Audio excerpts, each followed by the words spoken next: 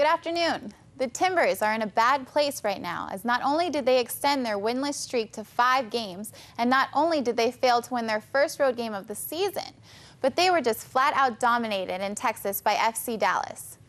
Kenny Cooper back in his hometown and playing against his former team. And look who else is back. Footy started just 2 weeks after separating his shoulder. But that's where the good news ended. 33rd minute, we're scoreless when Dallas gets a corner, and that's Zach Lloyd who somehow gets ahead on it.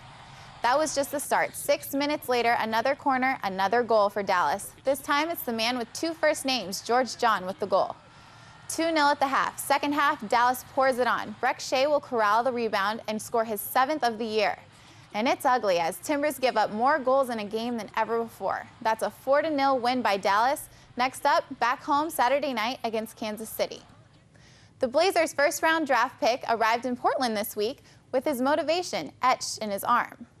Nolan Smith is following in the footsteps of his father, Derek, who played 9 seasons in the NBA and worked as an assistant before he died of a heart attack at the age of 34.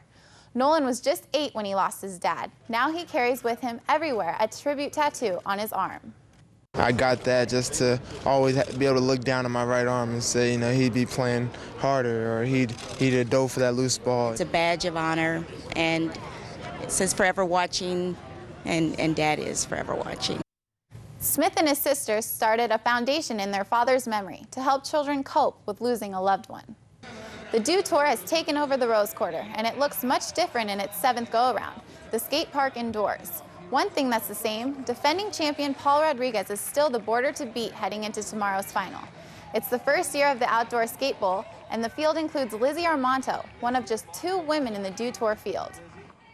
Girls, it's intimidating being in a male-dominated sport, and it's hard to break that barrier, but I'm just out here having fun.